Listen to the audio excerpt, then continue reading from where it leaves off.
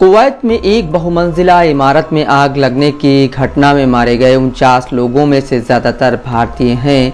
Kuwait में भारत के राजदूत ने अस्पतालों का दौरा कर घायलों का हालचाल पूछा। इस घटना में करीब 50 लोग घायल भी हुए हैं। अधिकारियों ने बताया कि कुवैत के मांगाफ इलाके के एक 6 मंजिला बिल्डिंग के किचन से आग की शुरुआत हुई। उस समय में बिल्डिंग में 160 मजदूर मौजूद थे। सभी मजदूर एक ही कंपनी में काम करते हैं।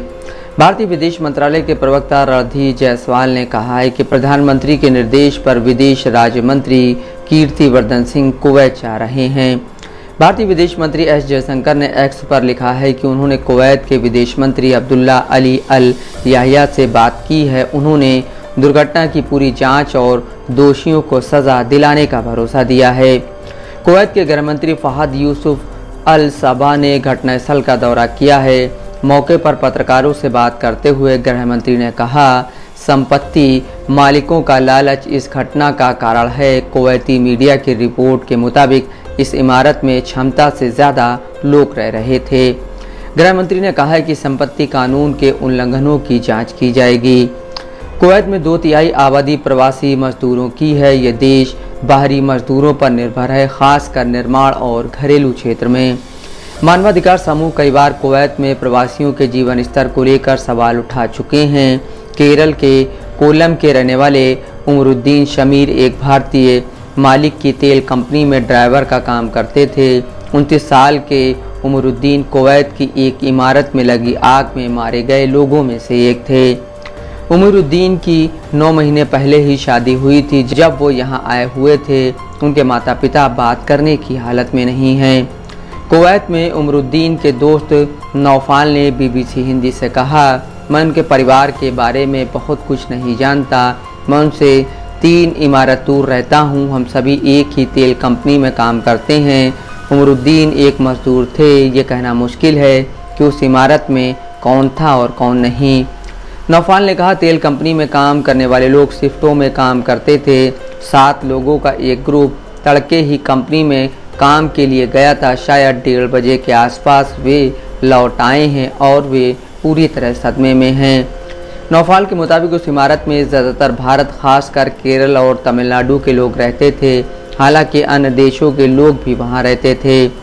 केरल मुस्लिम कल्चरल सेंटर के MCC की कुवैत यूनिट के शरफुद्दीन कोनुत्तू ने बताया, हम अब भी पीड़ितों को तलाश रहे हैं जो शायद मारे गए हैं या घायल हैं। उन्होंने बताया, हम कई शवों को पहचान नहीं कर सके क्योंकि बेसमेंट से लगी आग 6 माले की इमारत में पूरी तरह फैल गई थी। अभी तक कम से कम 11 भारतीयों की पहचान हुई है जिनकी मौत हो गई और 2 लोगों की हालत गंभीर है। हमें कुछ शवों की पहचान के लिए DNA टेस्ट का सहारा लेना पड़ सकता है। तमिलनाडु के मणिकंदन कुवैत में मजदूरी करते हैं। मणिकंदन ने बताया, जहां आग लगने की घटना हुई मैं वहां पास में ही एक अपार्टमेंट में रहता हूं। चूँकि गर्मियों का मौसम है इसलिए ज़्यादातर मजदूर नाइट शिफ्ट में काम कर रहे हैं। कुछ मजदूर जो नाइट शिफ्ट करके तड़के लौटे थे वे काम से लौटने के बाद खाना बना रहे थे। जैसे ही आग लगी ये तेज़ी से फैलने लगी। जो लोग इमारत में मौजूद थे वे आग पर काबू पाने की स्थिति में नहीं थे। इमारत में रहने वाले ज़्यादातर लोग भारत से थे, खासकर केरल और तमिलनाडु से। उस इमारत में रहने वाले किसी व्यक्ति को मैं निजी तौर पर नहीं जानता हूं, लेकिन आग लगने के दौरान फैले धुएं से मैंने कई लोगों का दम घुटते हुए देखा। उनमें से कुछ लोग सो रहे थे क्योंकि वो सुबह का वक्त था। इस घटना में बच गए एक व्यक्ति ने कहा, मैं 5वें माले पर सो रहा था और अचानक पड़ोसियों ने दरवाज़ा खटखटाया। जब मैं बाहर आया वहाँ कुछ नहीं दिख रहा था सिवाय काले धुएं के। मैं कुछ नहीं देख पा रहा था। उन्होंने कहा, जिन लोगों ने मेरा दरवाज़ा खटखटाया था वे जान बचाने के लिए दूसरी ओर चले गए, इसलिए हम बाकी कमरों में रह रहे लोगों का दरवाज़ा नहीं खटखटा सके। मेरे कमरे की खिड़की बड़ी थी इसलिए हम सभी 4 लोग वहीं रहे और उसी रास्ते से बाहर निकले, लेकिन मेरे पड़ोस के कमरे की खिड़की छोटी थी इसलिए वे नहीं निकल पाए। 48 साल के लुकोसे कुवैत की कंपनी NBTC में फोरमैन थे। केरल में उनका परिवार सदमे में है। लुकोसे की पत्नी और बच्चों पर तो मानो दुख का पहाड़ टूट गया है। रोते रहते उनकी हालत ख़राब है। घर में लुकोसे ही एकमात्र कमाने वाले थे। उनसे ही पूरा घर चल रहा था। केरल में कोट्टयम के 29 साल के स्टीफन साबू के परिवार की हालत भी कुछ ऐसी ही है। साबू के पिता बीमार हैं और मां बात करने की हालत में नहीं हैं। स्थानीय चर्च के एक सदस्य बाबू मैथ्यू ने कहा, हम पूरी रात उस परिवार के साथ थे।